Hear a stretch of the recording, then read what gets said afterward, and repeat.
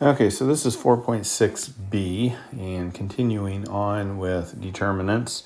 And one of the things that the book do is it just kind of plows ahead with new stuff before I really believe you've got the old stuff figured out.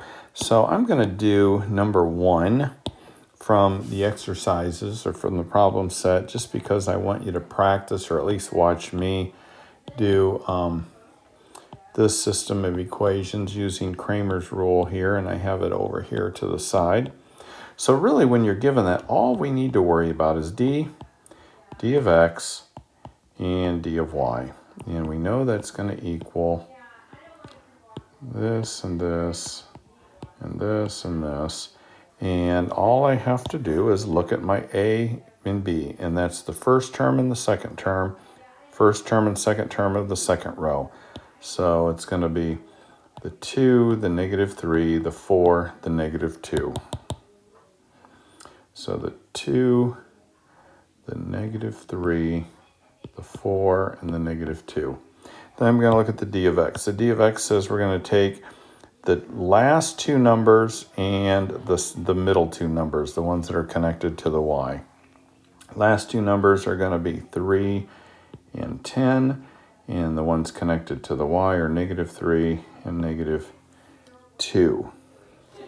Okay, so the dy is just going to be the first numbers and the last numbers. So we're going to do 2 and 4 and 3 and 10. And then we just solve this by going 2 times -2 is -4, minus -3 times -4 is -12. So that's going to be -4 plus 12 is 8. And we're going to look at the d of x. Let's do this in red. And we got 3 times -2 minus -3 times -10 is -30, which is plus, so that gives me a 24. And then d of y is going to be the first two terms and the last ones. So that's going to be 20 minus 12. And that's also going to be 8. So d of x, or x is going to be d of x over d. 24 over 8, these two. And that's going to give me 3. My y value is going to be my d of y over my d, which is 8 over 8. And that gives me 1. So my answer is 3, 1. Okay, so 3 is here and 1 is here, and that will solve the problem for me. So that is, again, another way to solve these systems of equations.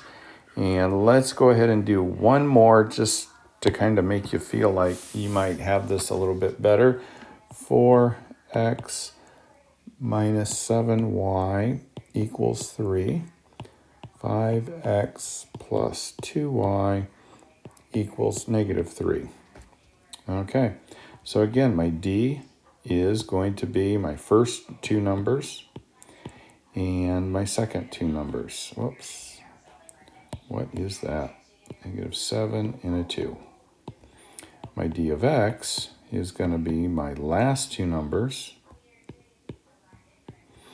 and my middle two numbers, the ones on y. Okay, one of the ways that help me to remember it is d of x is going to be all of the numbers that are not x. They're not going to be 4 and 5. They're going to be this set of 4 numbers here. Okay, so let me go ahead and put my other line there. And d of y is going to be the same thing. It's going to be my x's and my last one's here, but it is not going to be any of my y's. Okay, so then I multiply through and I get 8 minus -35, which is going to be positive 43. And I apologize for my wife cackling in the background, laughing while she's on the phone. So 3 times 2 is 6, minus 21, because -3 times -7 is positive 21. So it's 6 minus 21, which equals a -15. And this is going to be negative 12 minus 15 is going to be negative 27. So x is d of x over d. And y is going to be d of y over d. Okay, so hopefully you kind of got that down, because we're going to go into some 3x3s now that really aren't any harder, but just take a little bit more time. Okay, so here we go. There is the next Kramer's rule on middle of page 382. Now notice what we have here. This is different. We have 3 equations and 3 variables, x, y, and z. So what we're going to do is we are going to solve for x, which is the d of x over d. Y is d of y over d, which we've done both of those. Now we're adding a z here, so a third variable, which means we need a 4th matrix here, because we just had dx and dy and d, and now we have a d of z. So now we have 4 different ones that we have to work on. And because these are 3x3s, we're going to have to look at these a little bit differently. Well, the same as we did in 4.5. So we're going to do it by evaluating it by minors, if you remember what that is. So let's go ahead and put one up here and show you how to solve one that has a 3x3. Okay, so there's the problem. This is example number 2 on the bottom of page 382. So let's see if we can, I'm going to make this a little bit smaller, and let's see if we can kind of walk through this. Now, like I say, it's not anything new. It's just a lot more stuff. So look here at our d here. We take all 3 of the first numbers in front of the x, so a 1, a 2, a 1, all of the b's, which is this set, and then all of the c's. Okay, so let's do that. So we have d equals all of the a's, 1, 2, 1, all of the b's, 1, negative 1, 2, and all of the c's, 1, 1, negative 3. Okay, then let's look at d of x. Okay, over here, that's all of the d's, 6, 3, negative 4. All of the b's, which is 1, negative 1, and 2, the ones in front of the y's. And then all of the c's, the ones in front of the z's. Okay, so d of y equals all of the first ones, 1, 2, 1. All of the last ones, 6, 3, negative 4, and then all of the ones attached to z. And lastly, d of z. Okay, d of z is all of the first ones. I'm sorry, this gets to be really old. All of the second ones. And all of the last ones. Okay, so there we go. Now, what do we do with those? All right, I'm going to do, we'll start out with D. So I'm going to make this smaller, kind of move it up here. At this point, we don't need this anymore. Once we get these here, we're off to other things. So let's see if it'll move. Yep, it will. And let's just move this all up here.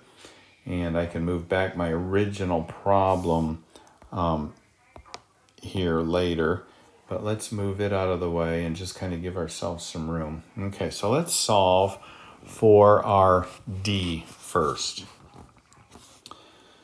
Okay, so D equals 1, 1, 1, 2, negative 1, 1, 1, 2, negative 3, just to get it down here.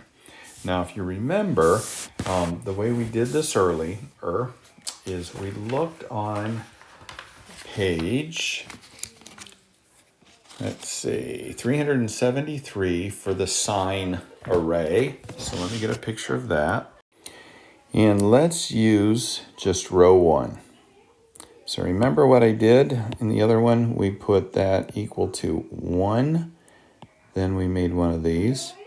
And then minus this one. And then one of these. And then we did plus this one. And then everything there. Now we just need to know what to put in each of these. Now remember, there's 1, 2, 3, 4 in each one of these.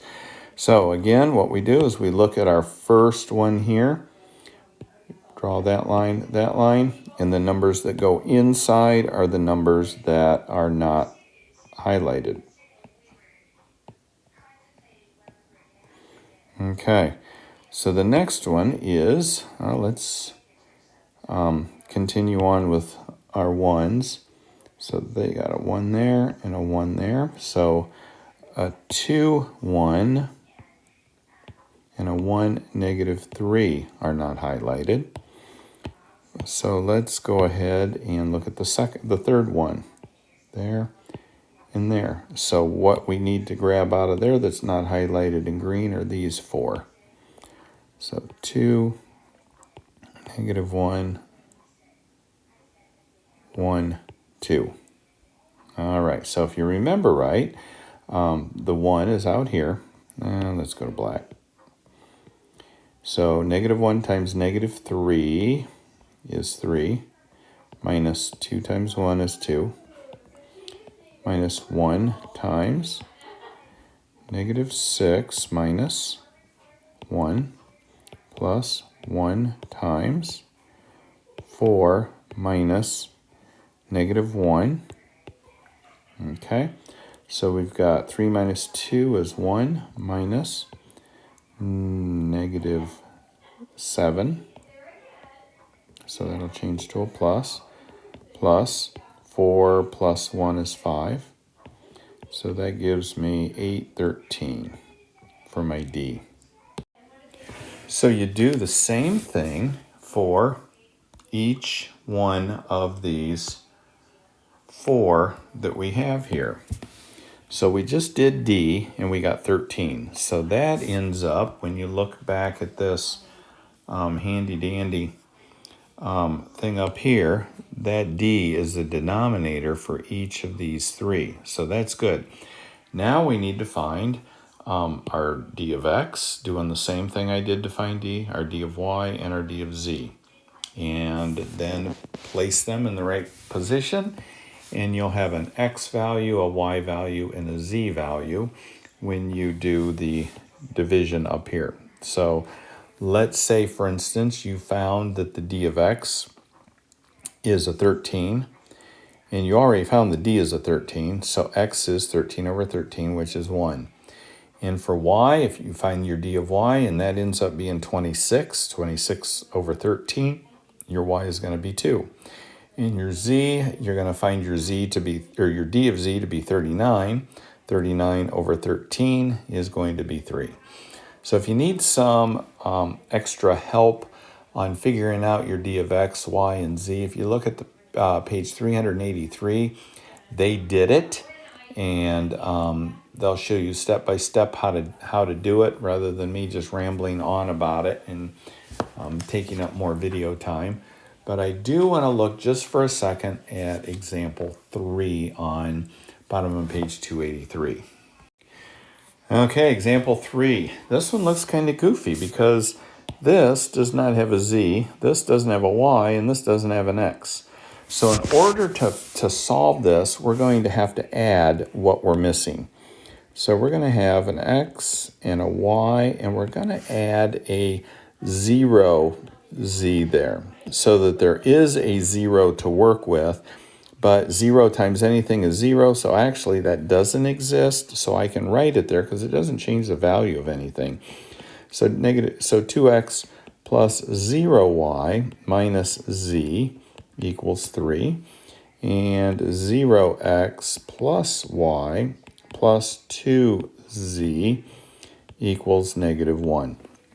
So now we've got our information here so that we can actually write it down in a way that it needs to be written, because we have x's, y's, z's, and then our, what are these? The d's, the d1, 2, and 3. So we have our a's, our b's, our c's, and our d's, so that we can go ahead and use the formula they give us in the middle of page 382. And so you should have plenty of information to plug away at these problems. And you'll notice that in problem set 4.6, I have only given you about 7 or 8 problems because I know how long each one of these takes. So that's it for 4.6.